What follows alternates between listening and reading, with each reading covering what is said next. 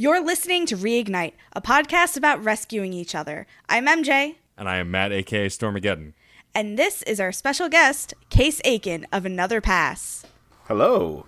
Yay, Welcome, Case! Thanks for having me on, guys. I'm glad that I finally know enough about the game to actually participate in the conversation. For those of you who don't know, Case Aiken is also a member of the Certain Point of View network that Reignite is hosted on. So, Case, can you please tell us about Another Pass? Sure. So Another Pass is my main show on the network, which is a movie analysis podcast. I bring on guests and we talk about movies that had some kind of flaw. Like, they could have been a good movie, they could have been a bad movie, but like something that always like kind of bugged us, but it should be an interesting movie. And we talk about like what could have been done at the time of production to make it a better movie. So I've had both of you guys on. I've had Matt a few times. MJ, I need to get you on again. Yay!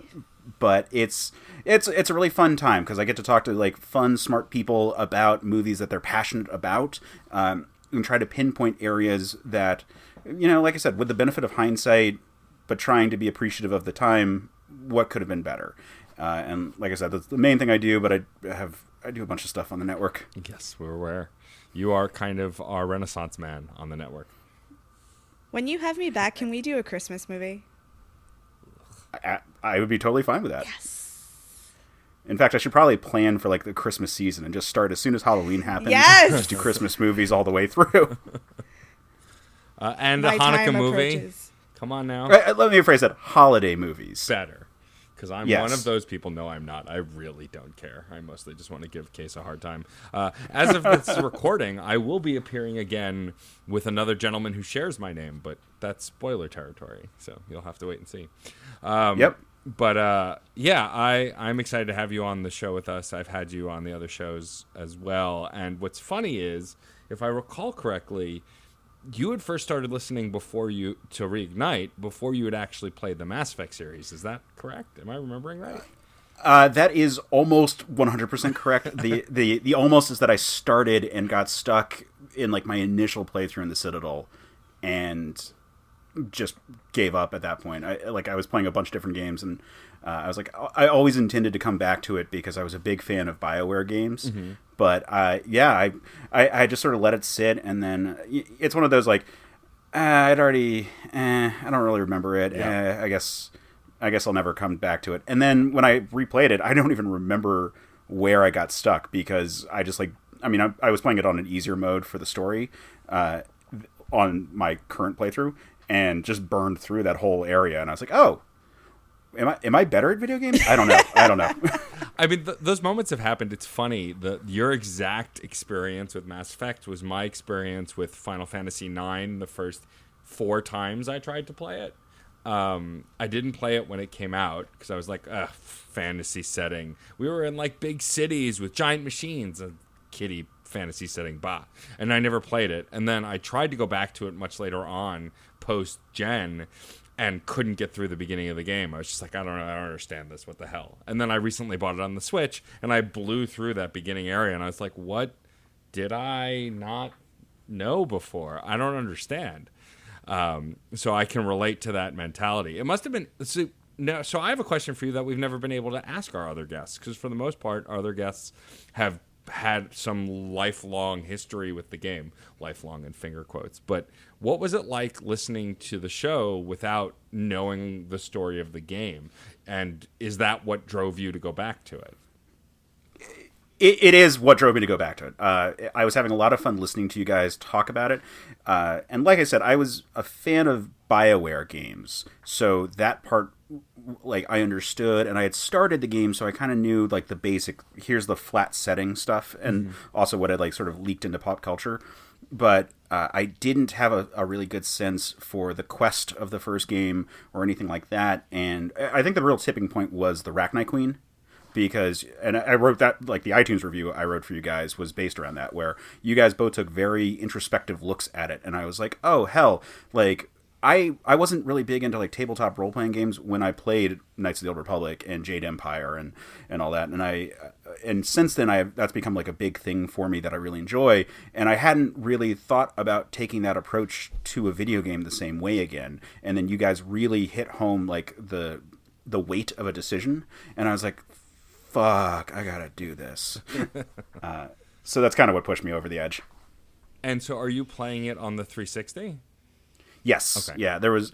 I had one already on the 360, so I was like, "Cool, I'll play it on the I'll play that one." And then there was like I think a Games with Gold deal where they like both 2 and 3 were for free. So I got that, and then since I've been buying a bunch of like the bonus content for 2, we'll see where we're at when I get to 3.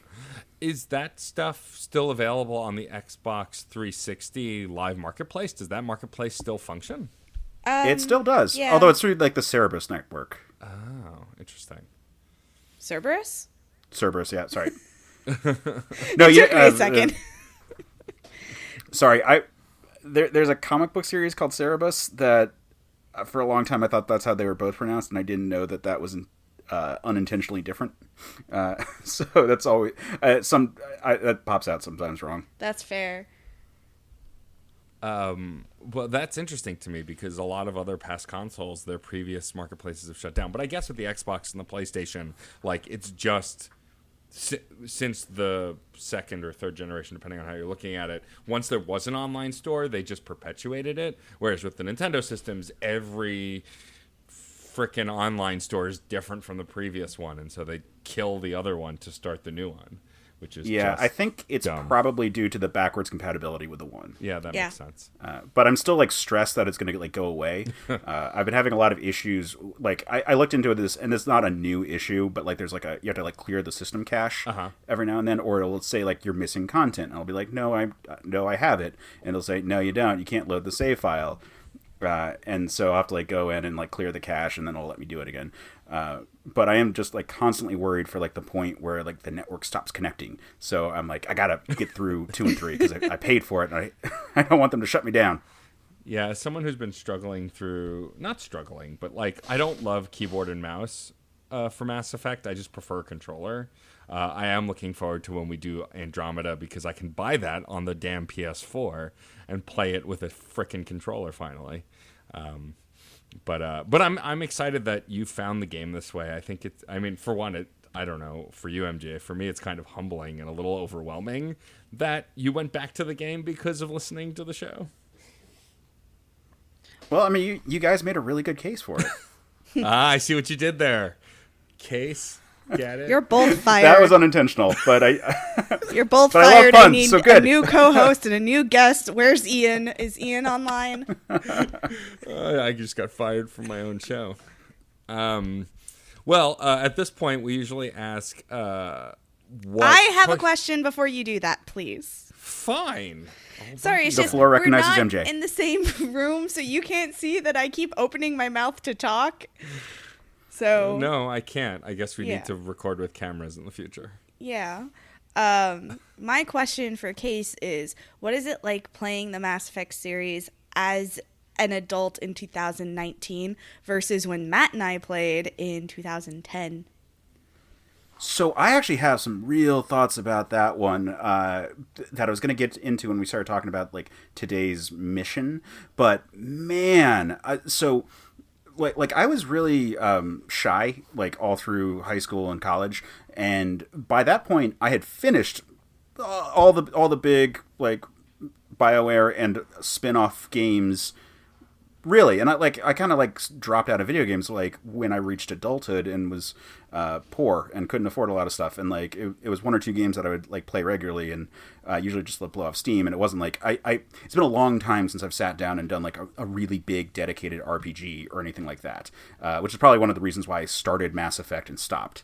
And when I was younger, all those romance stories, which I have no reason to believe that they were better written in the older games, they feel so forced and uncomfortable. And it's actually become sort of like the first one I was kind of bothered by like how the relationships went. But the second, or in Mass Effect 2, it's now making me actually uncomfortable. Like actively I'm avoiding people on the ship. Oh, no. Like Jack and Miranda, I like feel uncomfortable talking to now. Oh no. Which is so weird that actually has like overtaken me. But part of that is because I'm playing the character. I'm trying to do. I'm doing a cross between trying to play it as my choice and also just trying to do like a Paragon run. because like most of the choices would be just automatically what I do, and like the choices where like I question myself afterwards is like, oh, was I just making the Paragon choice or was I making the Case choice? I don't know. Like I'd like to think I'd make the right choice in that situation. I know that I'm a fallible person. I don't know. It's made me like psychoanalyze myself a lot. But God damn it. All right. So I hated the relationship stuff in the first game. I really didn't connect with Ashley and with Liara. Like when they like all of a sudden were both like, "Hey, which one do you choose?" I'm like, I didn't realize I was like in a situation with either of them. I thought I was just being nice to everyone on my ship because I was playing him kind of like the way I try to like interact with just people in the world and to like check in and say how you're doing and like what's up. And they're like, you got to choose. And I was like, well, one of them has been inside my brain. I feel like that's going to, if Shepard was feeling one of them, that would be it. So that sort of like pushed that one forward, but I didn't really like it. Like it just was like, well, like I'm not personally experiencing what it's like to have a mental connection like that, but like Case, if he was living in Shepard's form, would probably be feeling that. So that's why I went with Liara. And then you get into this game, and man, like it. All of a sudden, I was like quote unquote dating Miranda. I was like, what just happened? I did not mean to do that. So fortunately, I was able to like break up with her. But then I was like talking to Jack, and she was like, "Are we a thing? You keep like teasing this." I'm like, "No, I'm not. No, I'm not. Stop." Oh no. And like Jack, I have such sympathy for because of the stuff that she went through that I would not want to try to like do that. I would want to be the older brother, but there doesn't seem to be like a nice thing to say to her that isn't like a kind of hit on line. Yeah. Oh, and it's frustrating, especially because then we get into Tali, and there's like a little piece of me knowing just like the meta of the game that Tali is a love interest option. And this mission felt like a quest to save a princess, but like not a damsel in distress, but like I don't know. This felt the most epic of any mission I've felt so far in the game.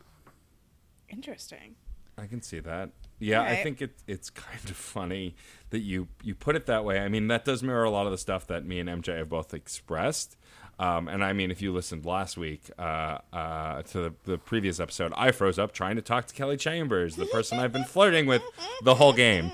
So I will say, Kelly, if Kelly was like a real romance option and not just sort of like flirt, that totally would have been my choice. Right. But because of that, I'm not a good choice to figure out relationships in this game either. But like in this game, in life, it's funny that you say that the relationships in the second game make you feel uncomfortable, only because I don't see that with certain characters and do see it with others. So with you coming in with fresh eyes, it's interesting that you see it with all of them.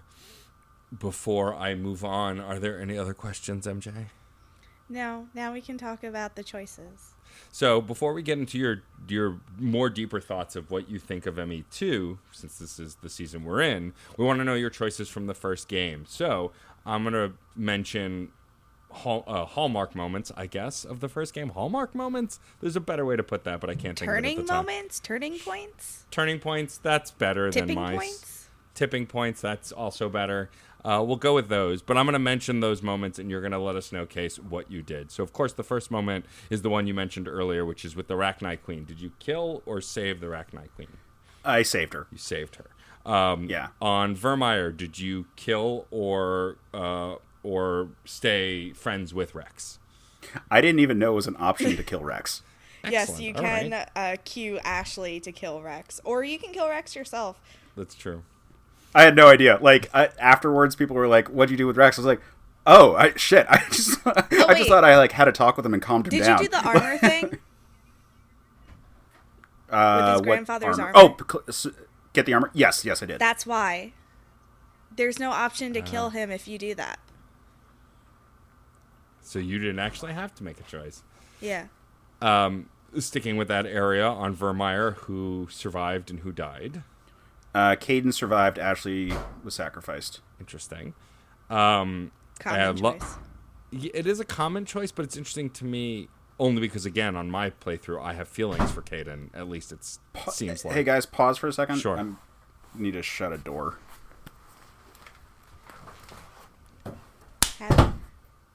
I chime Making a in. note to Haven't make you an edit ever here. turn up? Closing. Sorry, I had the goddamn upstairs door shut, but there was noise coming in from the... I didn't have my office door shut, and I was getting some noise from the floor. No worries. Okay, anyway, sorry. I just think it's interesting that choice is made because I'm looking at that choice from a different angle. So with Vermeer, like, I had Ashley man the guns because that made way more sense to me than Caden. And then when it came down to, like, who do you... because then they, like... You think that's the choice, and then they give you a second chance.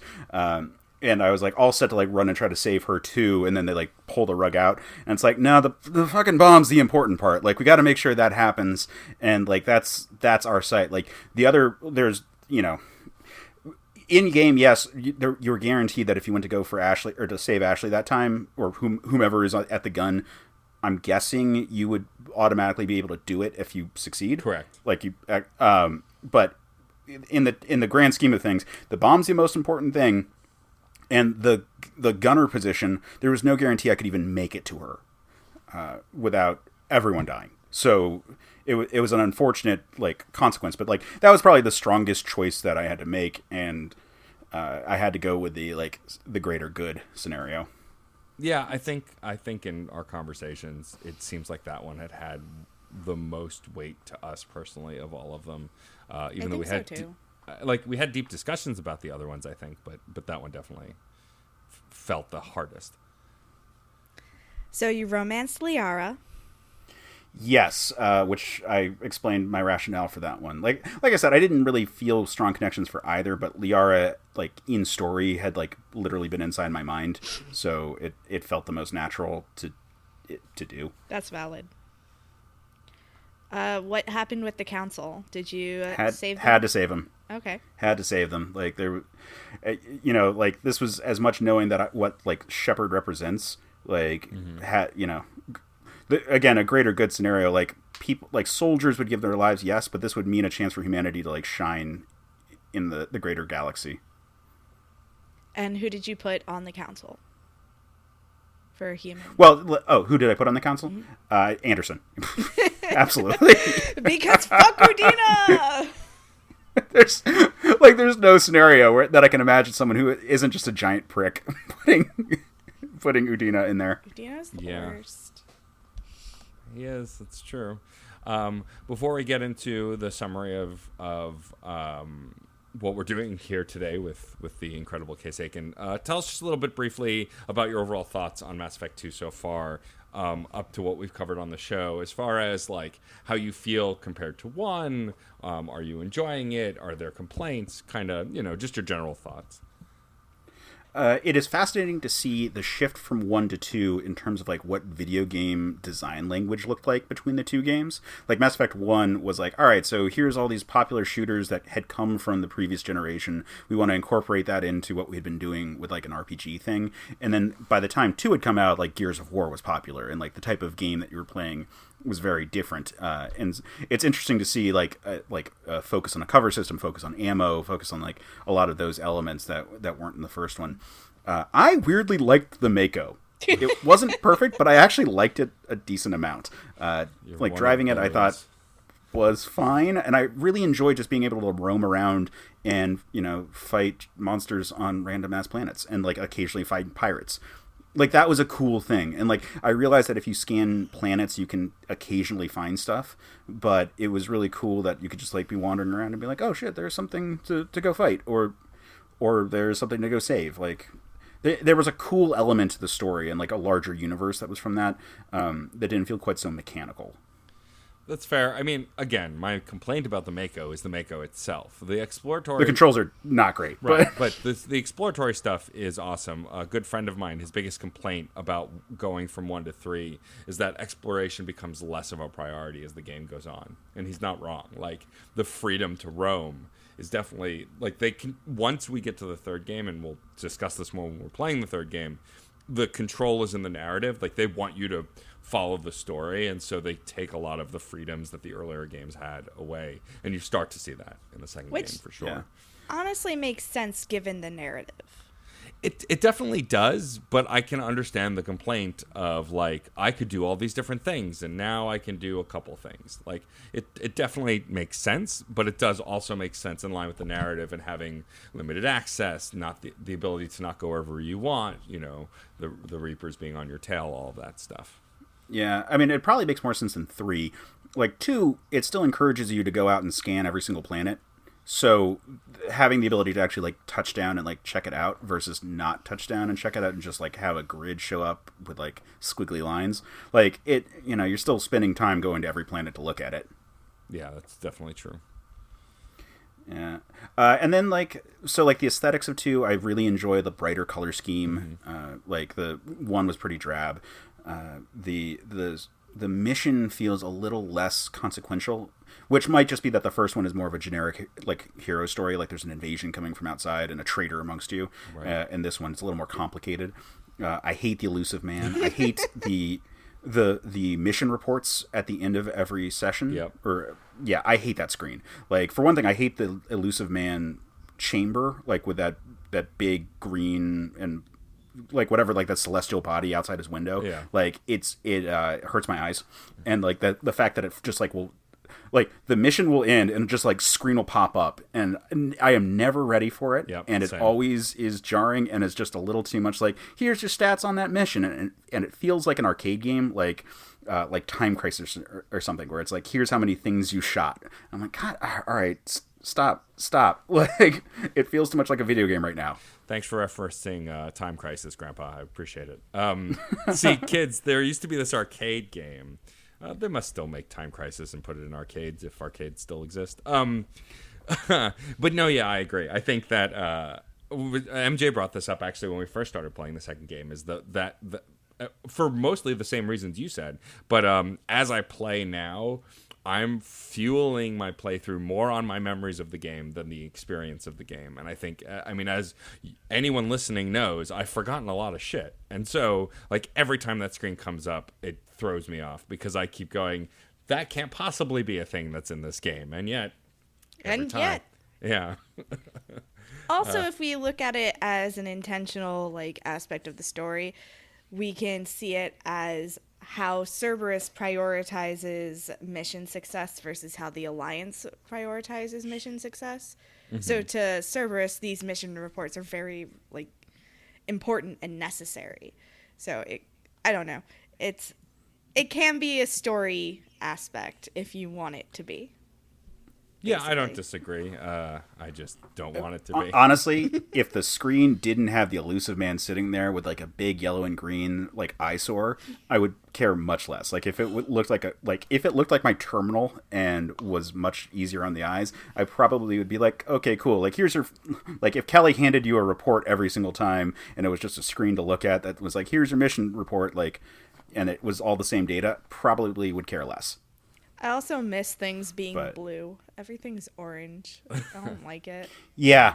I mean, I like the lighter color because it was like a little too blue in the first one, but yeah. I like the new Normandy. There's like more feelings to it.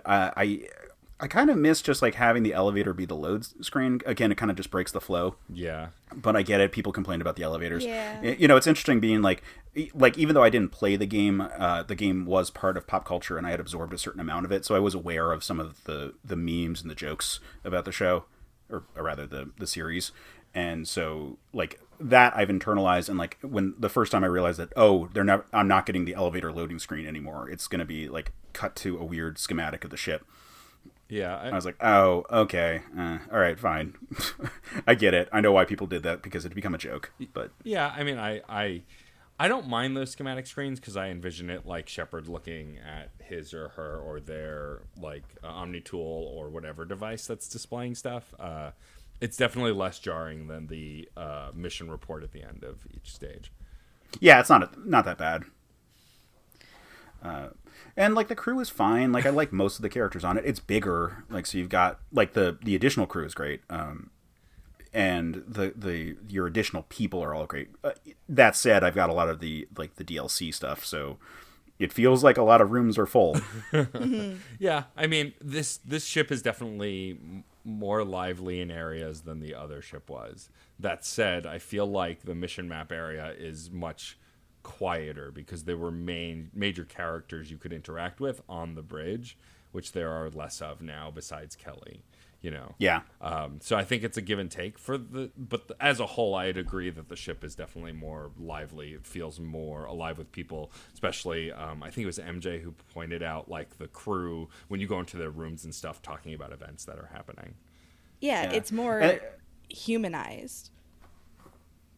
Yeah, I mean, like, there's a bathroom. There wasn't in the first game. Like, that's crazy. There is a poorly designed bathroom. They are. It's a poorly designed one, but it exists. Whereas in the I previous hate one, it it was just so like, much. I guess there's a corner somewhere. Anyway, let's move forward and talk about the summary of the engineer. Sure, let's do it. Yeah. Okay, our first encounter with Tali was not the last. We head over to Haystrom, where Tali is on a classified mission for the Admiralty Board. We land on the former Quarian colony world and fight our way through Geth from the shadows, because the sun will quite literally kill us. Quarian Marines are fighting for their lives and to protect Tali and the data she's trying to retrieve. Cal Rieger is the only soldier remaining, and he tells you that a Geth Colossus is standing between Shepard and their best friend. Once we dispatch the Geth, we can get to Tali and ask her to join us. She agrees after seeing all of her people, except for the dashing Cal Rieger, die. We'll talk more about this when we get to the main chunk of the mission, because I know we're going to do our check-ins first. But I hate that Cal Rieger's name sounds like a human name. I get that it's not. Like, when you spell it out, it's Cal, not Carl. But the way you say Cal Rieger, like, it sounds very English and human, and I hate it. Seeing it spelled, it feels less so. And I love the character. Like, he's pretty charming for the small amount of time you spend with him. But I hate how human it sounds. It drives me bonkers. I thought it was like Khal Drogo. So yeah, but that No, that that's might a just be different Game of character from a Thrones, like, different influence. starship. It's a different space. yeah, fair. Yeah. I love Cal Rieger. He's such a great character. But He really is. Let's do our check-ins.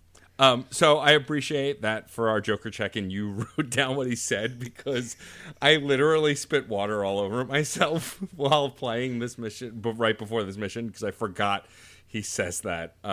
Will you do a dramatic reading for us, MJ? Because I enjoy it when you do. Oh, another dangerous alien. Why can't you collect coins or commemorative plates? I love Joker so much, and you're supposed to enjoy him. Also, like, MJ knows and Case at this point, I would imagine, knows that my sense of humor is kind of minorly destructive. I like to mess with people a little bit, and so, like, Joker's sense of humor is my kind of bro-y sense of humor. I wanted to point out to Joker, like, do you not see that I buy fish and ships everywhere we go? Like, yes, I did collect those things. Have we met? Yeah, like, I collect plenty of safe stuff. It's just on you that you don't notice. This is... Or maybe Shepard's just a hoarder, and he just collects everything. That's true. But this is probably my third or fourth favorite thing he says. My favorite is still the one we talked about either 1 or 2 episodes ago, where his chair just starts to move on its own, because it's the most flustered you see Joker, I think, besides something that comes later that we won't talk about now. Yeah, I love Joker. I love checking in with him. It's at a point now where I've taken Jack on most of my missions since I've gotten her, and every time he says, I'm not going to say anything about Jack. I'm not stupid, like, is my favorite. He's just so put off that I had the gall to ask him about Jack. Like, what the hell am I going to say?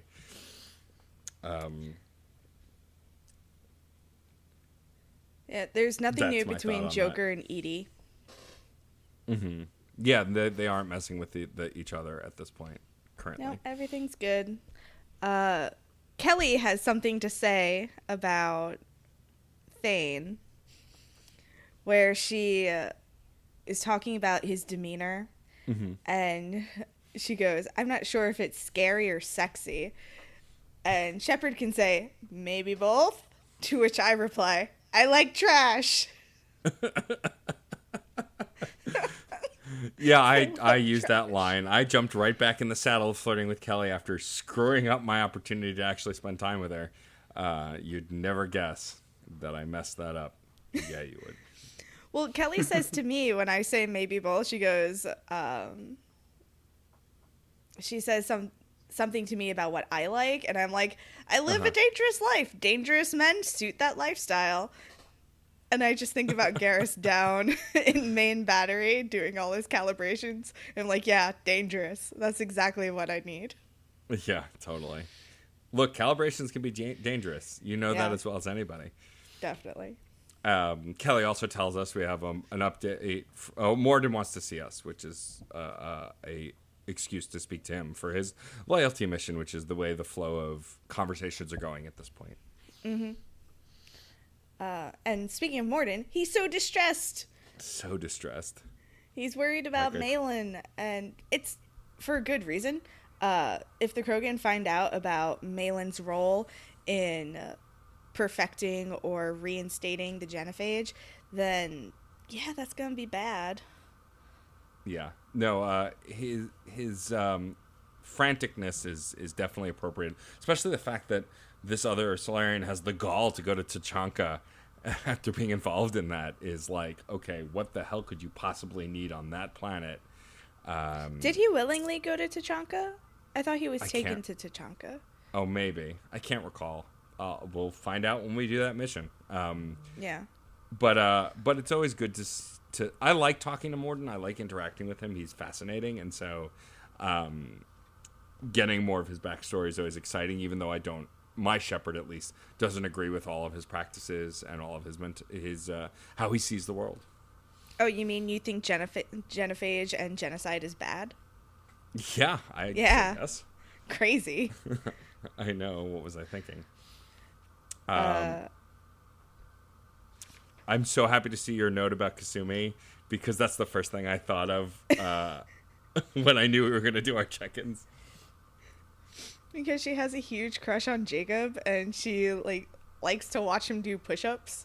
Yeah, and her response is so delightfully sleazy. Like, she's like, "Oh man, I could watch Jacob do push-ups all day," and then kind of goes,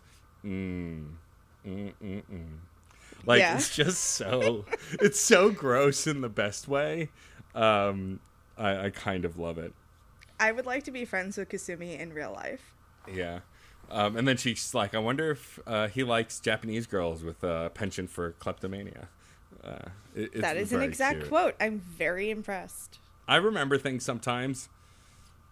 Mm-hmm. And then, of course, from there, we can check in with Samara and find out about the Justicars. I love chatting with Samara because, again, I love the way she carries herself. We talked about this in the episode we did when we recruited her. But, like, I really enjoy her voice actor and her dialogue, much like Thane's stuff as well. She's so cool. She is. Like, I like Kasumi and I like Samara. Samara, oh my god, her manners. I want to be her best friend. I look at her and I'm just like inspired by her, and it's like so awesome. I just enjoy going to talk to her, even though I know there's only a limited tree that'll develop. But it's just fun to check in with her frequently. Samara tells us more about Justicars, and she says, sometimes the most brutal path is the only honest one. So poetic. I also love that Shepard's shock and awe that she knows about samurai and knights of the old Knights of the Round Table, essentially. I thought that was kind of actually adorable, how naive Shepard was in that moment. I don't think it's naivete. I think it's it is surprising that someone who only lives in Asari space would know so much about human culture. Sure. I guess it's just, it seems obvious when someone could live for 1,000 years, they're going to see some shit. Yeah, but that's not really what happened. When Samara knew that she was leaving Asari space, then she did her research. No, that is true. It's not that she actually ran into samurai. Yeah. No, that's true. So the surprise was fair, in my opinion. Samara also shuts down romance entirely. Oh, yeah. She flirts with you a little bit, essentially by just going kind of she's glad that you're interested. She is also interested in learning more, but in a very cheeky way, is just kind of like, yeah, but it's not going to happen. Yeah, I wish that every one of the romance options had that option where it's like your interest is appreciated and like that's it. Cool. like that. Maybe that's why I like her so much, because I can go talk to her and not feel like it might go down a weird path. Yeah, that's fair. Fair. Let's hop over to Thane. So in the history of this season of Reignite, I missed a check-in. I forgot to check in with Thane the last time I played. Gasp! I know. It makes me sad because I do wish you could romance Thane, because he's definitely my type.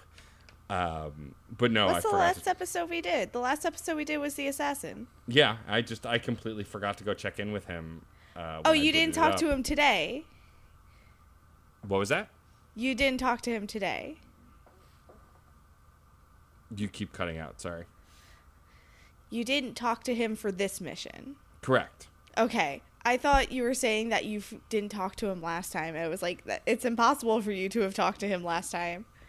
No. Talking about this time, I completely forgot to go check in on him. So, but I do remember this conversation. He pretty much talks to you. You learn about how the Drell and the Hanar coexist and how their culture intermingles. Can I talk about the Drell just for a minute? Because I find them so fucking fascinating. I was going to say, I couldn't stop you if I wanted to, so please go right ahead.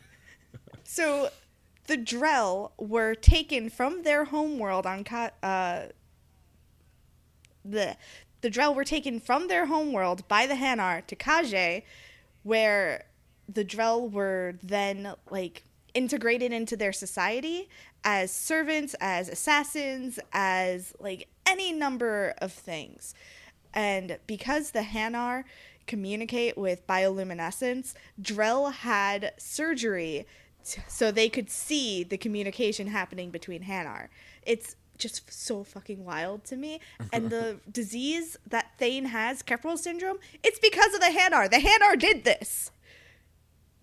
The Drell homeworld is a dry desert place. Kage is a wet, like, world of oceans.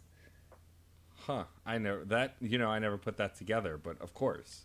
It's because they were removed from their homeworld and they're put into a completely different environment that they generate this genetic lung disease.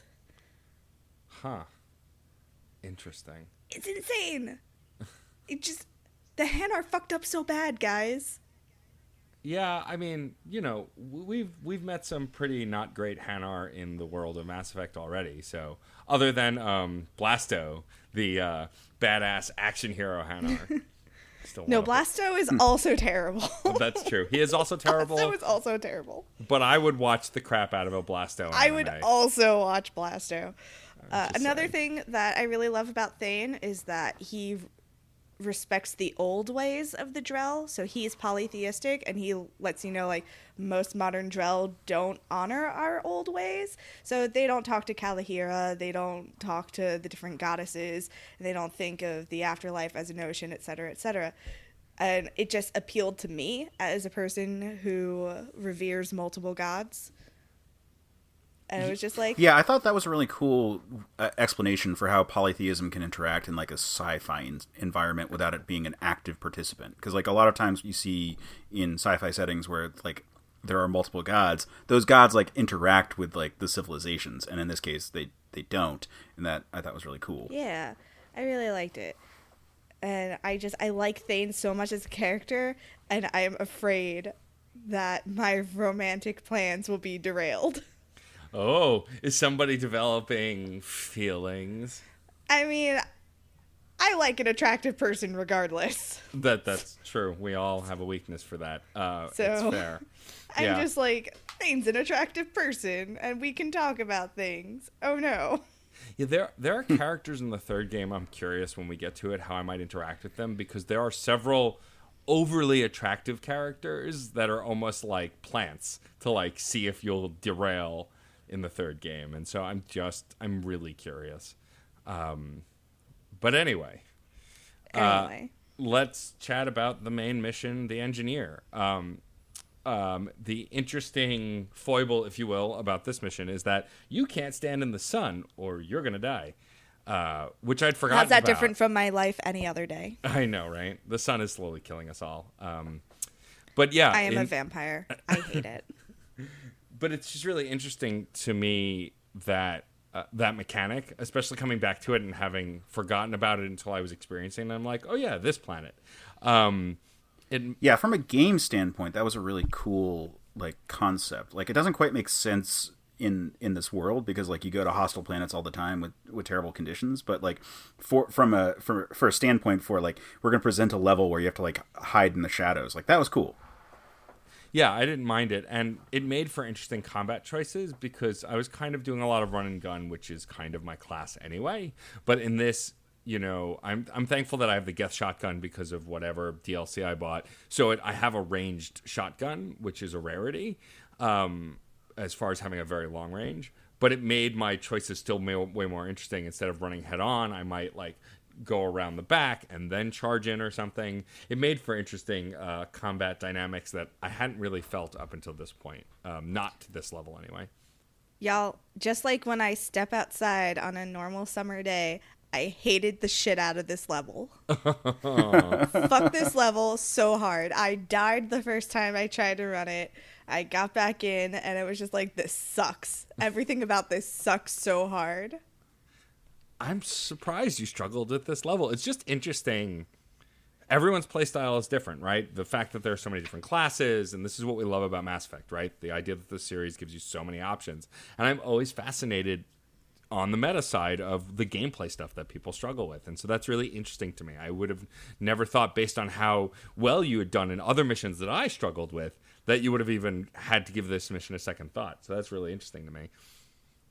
I mean, when I got in the second time, I tried a different approach. I was like, okay, fine, but I'm really unhappy. Who did we take for this mission? I took with me Jack again, and I took Thane. Case? So I took Grunt and Garrus. I took Garrus and Kasumi. So, okay. So you both had overlap, but none with me for the first time in a while. Excellent. For the first time. Was there a logic to your choices? Mine were, I wanted someone who could blow stuff up and a skilled assassin. I mostly just wanted the combat support. I wanted my boyfriend and my best friend. For me, I hadn't used Grunt in a while because I'm playing a soldier, so it never quite feels super necessary. But because I knew I was going into a literal hot zone, I wanted someone who had like good survivability, and like I was like, Grunt, you're gonna have a lot of fun because I'm gonna like let you go on the Geth because I don't fucking care about the Geth. Oh. Like you can, like I mean, at this point, I have no reason to think that they're anything aside from a hostile force. Like I know that there is complexity to the relationships with the Quarians, but like it like individually they're still like drones. So like yeah, run wild. I just spent a huge chunk of my life like fighting them directly as they were like pawns of the Reapers who are trying to wipe out our civilization as a whole. And Grunt, I never feel like I can just like let go and be a Krogan. Like I was like, yes, this is gonna be great for him. And meanwhile, I like Garrus. I bring a lot because I can give him a sniper rifle and put him in a position to sort of like get my back. And I was going to go get Tali, and I was like, you know what? I would like to have someone else from the first game with me for that purpose, and it feels right to have a Krogan and what's a Turian? What is Garrus? Turian, sorry. It felt right to have a Krogan and a Turian with me. Good teams. And also I couldn't remember like what the meta concept of like, oh, these are good against Geth versus these are good, like get shields versus whatever. I didn't care. I was like, you know what, I'm bringing firepower. From a meta standpoint, blow our way. Grunt was a good choice because the sun actually didn't affect him. Yeah. Which is also really interesting. Well, because he uses armor and not shields or barrier. Yep. Oh, okay. So he was protected. Let's see. So, as we run through and trying to keep to the shadows, we encounter so many Geth, so many Geth, and we interact with Cal Rieger on the radio, and he tells you that every Marine is sworn to protect Tali Zora, and I was just like, good. I loved this because up until that point, I hadn't gotten a feeling for I know that there's the Admiralty, and like I always got the idea that there was like this like ship structure, but I never got like that real military hard ass type. They felt like a little bit too much like nomads to me. And this idea of like a really strict, orderly military component hadn't been impressed upon me for the Quarians themselves. And so he just totally broke the mold for how I had perceived that species. Yeah, I do appreciate how the voice actor playing him is kind of plays him like an old-timey action hero, you know, a guy who's just 30 days from retirement kind of thing. So I appreciate that. And he's got a lot of character for, like, there are other mission-only characters that we've interacted with that have had less character than he did. And so I was appreciative of that. Correct me if I'm wrong, but I felt like there weren't a lot of major choices in this. There were a couple, but for the most part, it's mostly run and gun, with the exception of the one choice you make before the final battle. Yeah, there really weren't any choices here. You pick up that radio, you talk to Cal Rieger, you head into the next part. You have to do the demolition charges. Mm-hmm. A bunch of Quarians get killed, which is sad and terrible. There aren't many of them. So yeah. It's even worse. Yeah. You do get to interact with Tali briefly. She did have this like log computer where she says that she wishes Shepard was there, and I want to be like, I am here. I'm so close to you. Yeah, that sort of contributed to my feeling about this mission being this sort of like quest to get to her. Which it is, but I mean like more so than some other missions that had sort of similar structures. I firmly believe that Tali is bi and BioWare are a bunch of cowards. You just want her to be. She is. So I think I played... Oh, sorry. No, I was just saying that she is. Please continue. So I'm playing this late because I had been burning through the game, and then we talked about me coming on, so I like held this mission off to the end. So I think I came in a little over leveled. Like if I played this early on, and I'm not sure how the game scales difficulty, but like I think this would have been a lot harder for me on top of everything else. Like I had I think it's the Viper sniper rifle, the one that gets like 12 shots in a clip. So I've been playing as sort of a long-range marksman, and having Garrus also do that has been really great. So we were able to clear out spaces pretty easily without having to really worry too much about the Geth getting up close on us. And meanwhile, like Grunt's up there like wrecking stuff, so he was like luring them out, and then we were like picking them off. And then by the time we get to the end, like I had a lot of weapons, and it wasn't that hard, but it was really like cool just to like be fighting through this like very dynamic space where we have to hide through the shadows. So I don't know, it was a really fun level for me. It's probably one of the ones I've really enjoyed the most in this game. No, that's good. Yeah, I'm curious the decision. I mean, I know the answer because all we know is Paragons, but I'm still going to entertain the question. I'm curious the choice we made when we finally meet Carl face to face. He insists that he can help with the rocket launcher, even though his suit's been punctured. And you can either say, yeah. Wait. You have to say the thing. I'm not going to die from an infection in the middle of a battle. That's just insulting. Yeah, he's great. Line. And that made it so much easier to like follow Tali's wishes because she had told you beforehand, like, don't let him die. And I immediately, when I was like, oh man, he's just going to stand up and he's not going to be able to react in time. Meanwhile, we're here, we're the reinforcements, we're the cavalry. Yeah. Rest easy, soldier. Yeah. I had a Billy don't be a hero moment. At least my shepherd grabs Carl and puts him against the wall and is like, you listen here. Kind of like scolding him a bit, which I appreciated. Billy, don't be a hero. Like that's the shepherd, like... Well, that's like Shepard like responding to the type of person he is. Like he's a military type, so he took the drill sergeant approach to him. Yeah. You know, the drones were the worst part of this mission. I hate them so much. Yeah, this mission, it's just frustrating. Fighting the Geth in almost any capacity is just frustrating because of the combination of abilities they have and fighting this the whatever it's called, Colossus is just so annoying, especially as a melee focused charge in shotgun user. What a pain in the ass to get around behind it. And then once I did, it was like it couldn't even hit me. It was like a joke. Yeah. And so like it was all this frustration leading up to getting around the back. And then once I picked off all the Geth and was standing against the wall right behind it, like it couldn't do anything. And I just destroyed it. I was like, what the hell? Like it just seemed unbalanced. But that said, it felt like a Geth battle. They tend to be more hectic than a lot of the other fights. If you don't kill the Colossus soon enough, Cal does die. Really? Yeah, it's not a Paragon badass. or Renegade choice. Interesting. And I always thought the Paragon choice was a guarantee that he survives. That's interesting. Yeah, no. Apparently, John tried to do a Renegade playthrough recently, and he hated to say it, but he let Cal put himself in the line of fire. But he was able to kill the Colossus soon enough. At the end of the mission, Cal came walking out. Huh. Interesting. So, just so you know. He survived because you were proficient. Oh, well, that's good. I'm glad I'm efficient, at least at that. Dating Kelly Chambers, not so much, but killing giant colossuses, I am. And, of course, after you defeat the Colossus, the door unlocks, and you can then recruit Tali, Zora. This reunion seems really interesting to me from the perspective of what we talked about in the early episodes. Like, Tali is a different person. She's not the naive lost child she felt like in the first game. And even when reunited, she's so happy to see you. But there is a level of respect and professionalism above and beyond anything else, which I think is still really awesome. I really wanted to hug her so bad. But she's gotten so hard. She's seen so many people die. Yeah. Yeah.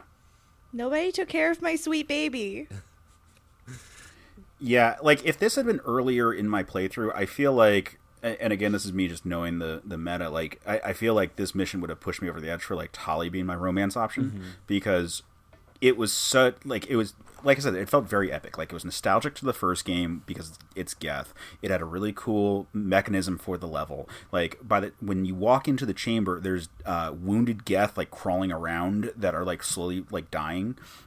So it really feels like you just like fought through the armies of hell to get to her, and she's there and she's doing important stuff too. So she wasn't just waiting around for you, and she has matured so much since the first game, and you saw that when you encountered her before. But like, you're still getting that, and there's people who are devoted to her, and it's just really impressive. Like if that had been the arc for her, and like I said, if that had been earlier, but I've done the Shadow Broker stuff, and so I've kind of reinforced my Liara stuff.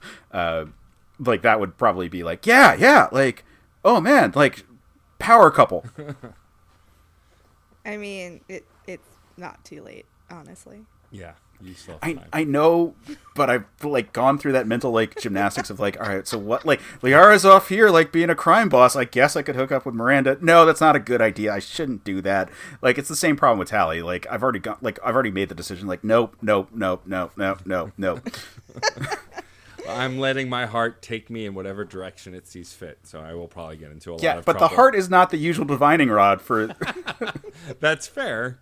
That's legit. Gross. So of course, after you wrap up the mission, Tali comes back to the ship with you, and it's funny playing this mission back to back with the last one we did with Abu, the assassin, because in that one Jacob wants nothing to do with the new recruit. He's an asshole the whole time. This time he's practically groveling in the Jacob way for like for her to give him the benefit of the doubt, and she is not interested. She still hates Cerberus. She's pissed that there's Cerberus everywhere, but she makes it clear that she's there for you, and it's just an interesting dichotomy with the two missions back to back. Also, you forgot the best part. In the last mission, Edie popped in to give Thane his quarters assignment. Yeah. And Thane, like, bowed to her and was like, thank you, I appreciate you, and left. As Tali leaves the room, Jacob says, oh, don't forget to introduce yourself to the ship's AI. And she gives him a death glare. Like, the dirtiest look that you cannot see. That was great. I was like, oh, shit. Like, do you want her to kill you? Because I might approve it. Yeah. That was good. Like, and I forgot about that moment, as I've forgotten of a lot of stuff because it's been so long. And like when she turns around, I went, oh, like I audibly sitting by myself at the computer went, oh damn, because it was just such a cold look, and the cinematography of that, like holding on her face, like, and just watching her eyes narrow a little bit, it was just perfect.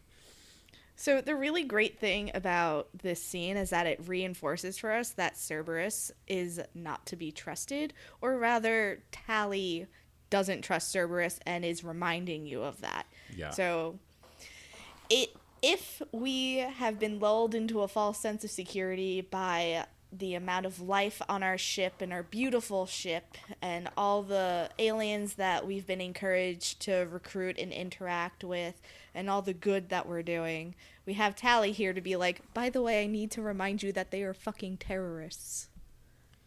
Yeah, which is important, and it is easy to forget that. It is. Just playing the game, because you're the player character doing the player character thing, and so it's important to have those characters doing that. It's what makes this story one of the better stories in gaming. I'm looking forward to our next phase of loyalty missions. Me too, because you learn so much. Like, I love the way the story unfolds in this game. It's masterful. Do we have any other notes or thoughts about the engineer? Nope. All right. The collector's beam weapon is way too strong, and I didn't really need to use, like, again, I probably over-leveled at this point, so like I have lots of great shotguns and machine guns and sniper rifles that I can unload a full clip into someone, so I don't really need to use the heavy weapon for anything but the heaviest things, and I just like mildly flanked the Colossus and then just like wiped it out almost immediately. Yep. And again, playing on easy difficulty, but still, like, I probably need to stop using that gun. All of the heavy weapons are game breaking though, because like I famously at this point through our podcast life has been using the arc gun, and like Same. It just destroys everything. It just tears through stuff. I think that maybe the grenade launcher or the rocket launcher, the original heavy weapon you get in the beginning of the game, might be underpowered, but just about every other heavy weapon you get your hands on is completely overpowered. And I think that's with intention. I think it's essentially a boss killer in case you need it, and I imagine they are way less effective on the harder difficulties, which I have not attempted. Yeah. Also, I have like my armor set up to like give me extra ammo for it, or like for the heavy weapons and for guns in general. Smart. It did make me wonder, like, is it possible to play this game as like a melee character? Like not really, but there's like enhancements to make you good at melee. So sort of in this game, like the character I'm playing, because it's all close range weaponry and you charge in, you can melee, and I've done that to a point, but it's the third game where it gives you specialized attacks based on your class that you use with your Omniblade that really allow you to make a melee class, and several of the classes can be specialized in melee. In this game you can, but it's much harder because you can either boost up your defense or add some damage to your melee, but that's about it. You don't get any specialized abilities. Yeah, because like the first one, like there's some stuff for melee stuff, but like it's literally just an enemy gets close enough and you punch instead of shoot. Yeah. And in this one you can actually pistol whip. And I was thinking like maybe if you're like I forget the infiltrator, the class that's like a sniper. Like I guess that you could be a switch hitter, but that even that's like I don't know why you would ever really be in that many like close quarters fights where you would want to like boost your melee. So I don't know. Yeah, like I said, it's more by design in the third game. Like in the third game, you can absolutely build those classes from the Infiltrator and the Vanguard, but in this game, it's kind of a precursor, but you can't do it as effectively. Shall we move on to Fandom Corner? Yes, I am excited about this Fandom Corner because it is a podcast that I found before we started our podcast and promptly forgot about because I'm a terrible person. It's called Good Morning Zakera Ward. It is a fictionalized radio show that is supposedly taking place on the Citadel. It has 2 seasons. It ended in 2017. It was supposed to come back, but it never did. It is set in the Mass Effect universe on the space station known as the Citadel. Soraya the human and Jorik the Turian bring you the news, trade quips, and bug their Volus boss. As they meet new people from all over the galaxy, Soraya and Jorik soon find that their radio show is anything but ordinary. So, like I said, last episode was in 2017, but this can satisfy that need for more fiction set in our favorite universe. That's pretty cool. I'd probably listen to that. Yeah. I've had trouble listening to fictional narrative podcasts just because I tend to zone out a little when listening to podcasts. But I would definitely give that a listen. That sounds like it'd be really cool. Yeah. There's not a lot of episodes. There's only 7 episodes in season 2, and it looks like 11 in season 1. So. Oh, so easy to like burn through. Yeah. Cool. Awesome. Well, thank you for bringing that. Yeah, I really like the Mass Effect setting. Like it feels like it takes like all these like fun sci-fi tropes and sort of like melds them together in interesting ways. Like Spectres feel very much like Linsman, and you know, like the setting in general has like I've joked that like Mass Effect could be like the perfect Star Trek video game, especially with like the away teams being 3-person kind of things. Mm-hmm. Like you're always Kirk and you've got Spock and McCoy with you. Yeah, that makes sense. And like Kelly is Counselor Troy. Yeah. Oh no. That's pretty true. Like crossed with Yeoman Rand. Like it matches up really well. Like you get your Krogans are your Klingons. It works really well. But I love these big sci-fi settings, and I think that Mass Effect does a really good job of distinguishing it, even though it's like very cliche. Like everything is a cliche, but then they have like fun inversions and twists. And so I love the setting, and this would be fun to check out and sort of explore more of that setting and how other people interpret it. Yeah, the episodes aren't even very long. They're like 10 to 15 minutes. Cool. Well, definitely something to burn through. It's that's a car ride, yeah. Like that, or like a road trip or something. That's awesome. I wish I knew why they fell off the face of the earth. This was actually submitted to us by James Gibson, by the way. Thank you so much for reminding me that this exists. Well, I think that is a good segue to actually talk about the email that James Gibson sent us, as well as some of our other emails and reviews. Of course, if you would like to have your email, review, Facebook post, whatever it is, talking about our show read on the air, all you have to do is go to your favorite podcatcher or the Apple app specifically because it's convenient, or the Facebook recommendation tab, and write a review, and we'll read it here. It helps us to get featured and noticed, and we also like sharing what the community thinks of us more than what we think of us, because you already know that bit. 5-star podcast, 3-star humans. Do you want to read the email, MJ? Yeah, I have it open. Okay. From James Gibson. Hello, Commanders. In case you can't see UK-based reviews, I enclosed mine below. You're right, we can't. This podcast is one of the best deep dives into the characterization of the Mass Effect games you can find. Matt and MJ talk deeply and thoughtfully about their experiences playing the game, shedding light and offering insight to each area episode by episode. Also, I've managed to catch up just in time for the episode on my favorite warrior poet, Thane. This podcast has jumped right to the top of my to-download list, and there it shall stay for a long while. That's so sweet. Aw, thanks, James. Awesome. I want to give you a hug. I am going to read an iTunes review. Wait, I'm not done. What? Oh, I thought that was the end of the email. No, that was the end of the review, and then I took a moment to have feelings. Sorry. We all know I'm dead inside. Well, let's see. And he also offered Good Morning Zakera Ward for Fandom Corner. Mm-hmm. Finally, I'd like to offer blah, blah, blah.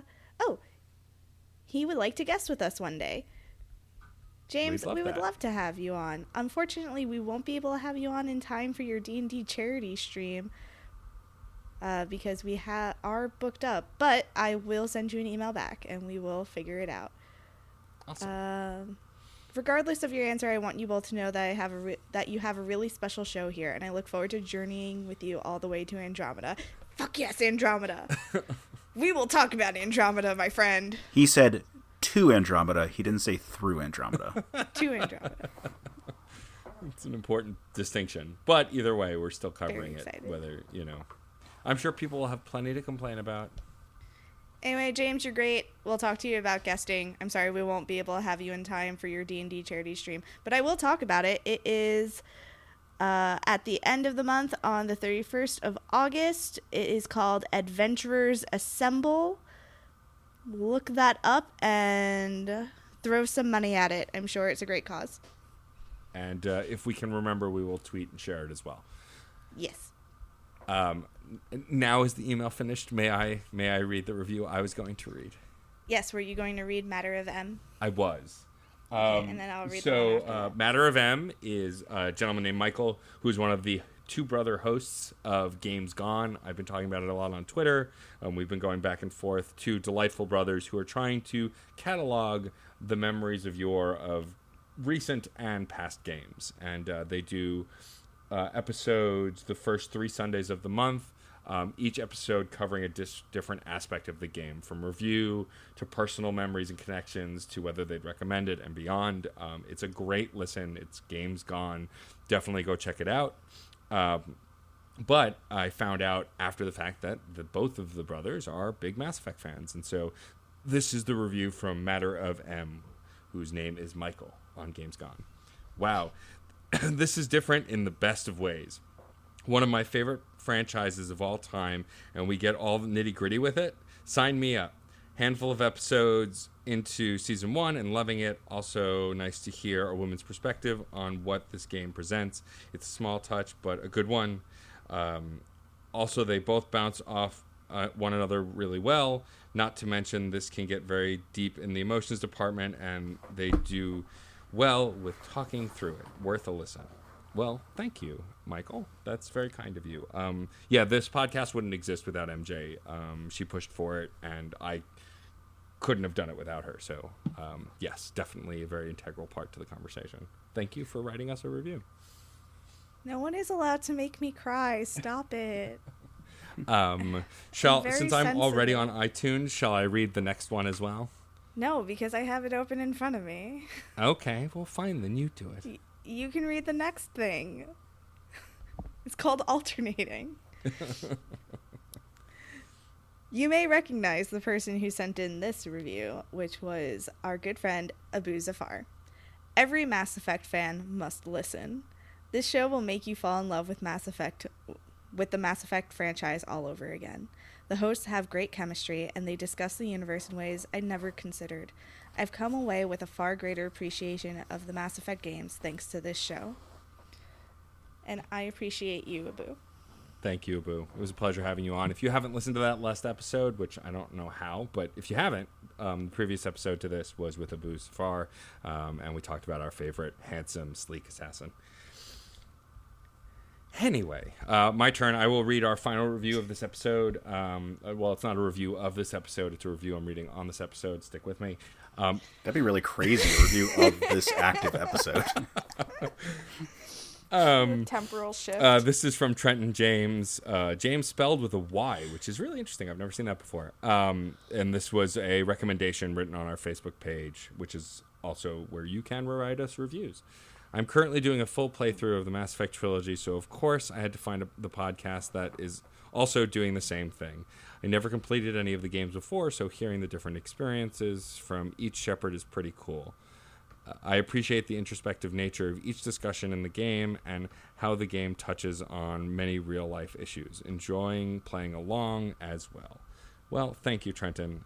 That was always the goal of this podcast, was to discuss it in a way and release it in a way that people can play alongside us and join in the conversation.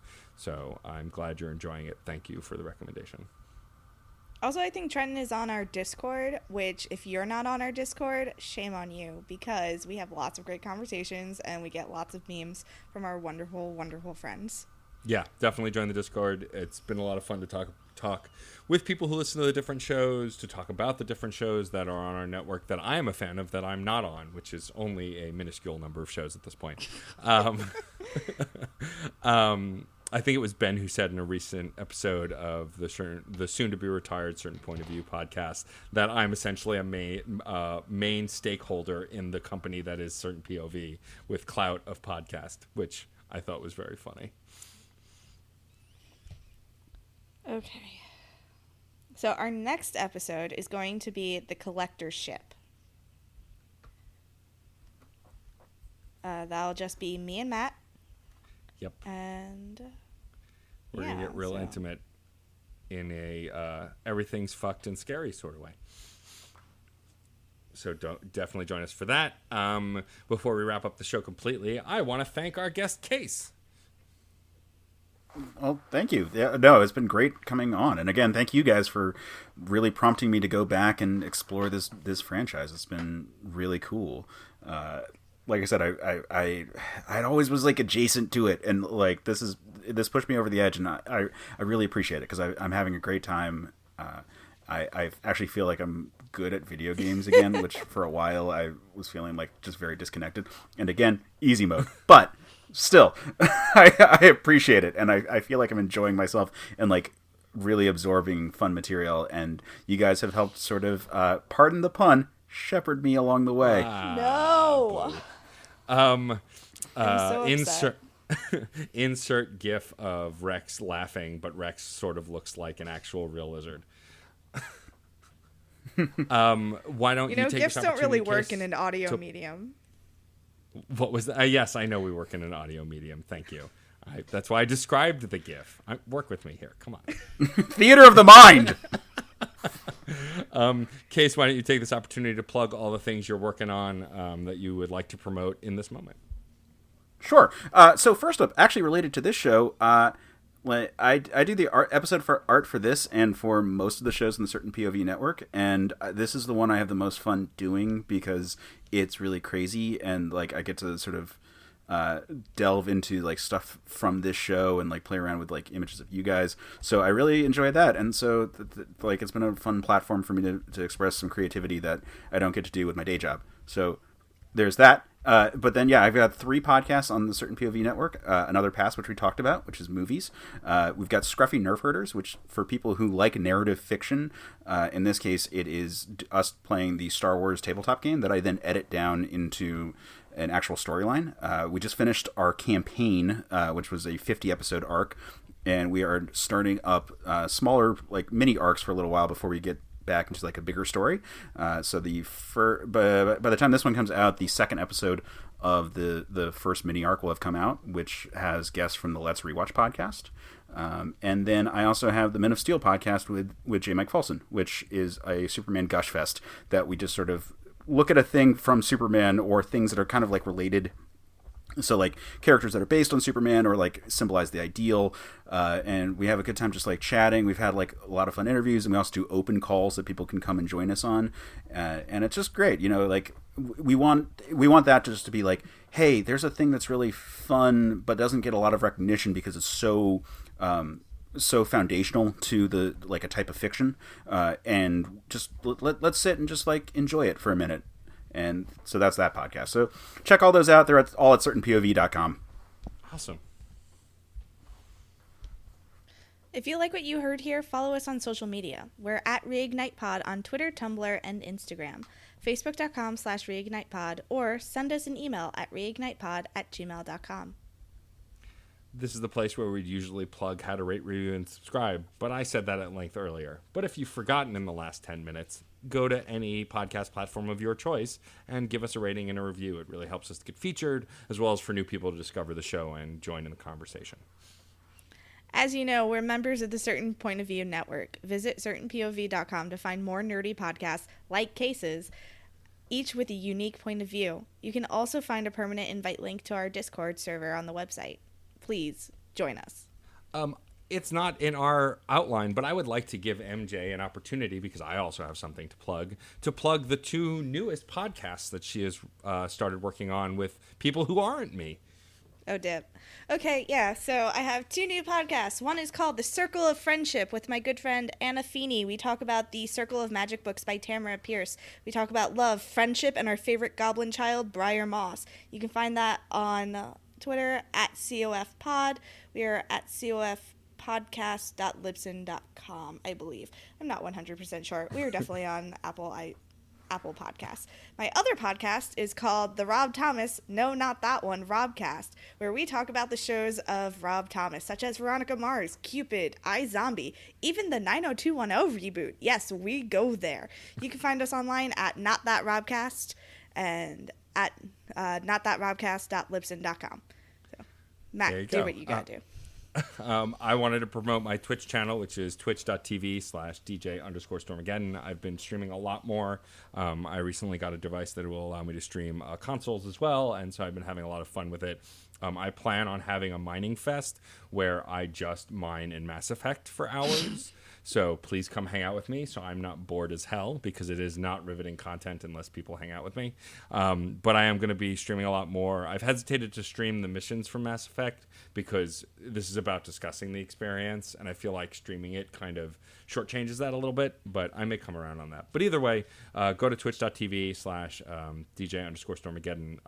I have been having a lot of fun interacting with the community, and you can watch me play games and be a dummy. So go check that out. Let me know when you do the mining so I can also do it. Okay. We can do it together. Like friends. Thank you to Christina Spinks for our It's Okay to Be a Marshmallow t-shirt on Redbubble featuring our fave marshmallow, Kaden Alenko. You can find more of her work at Chaos Does Art on Instagram. We'd also like to thank David Boyle for designing our logo, which you can also get on a shirt through Redbubble, and Dan Bull for letting us use the Mass Effect rap for our theme music. Thank you to everyone mentioned. You help make this show. Don't forget, next episode is going to be The Collector Ship. I'm MJ. And I'm Matt, a.k.a. Stormageddon. And I'm Case Aiken. We should go.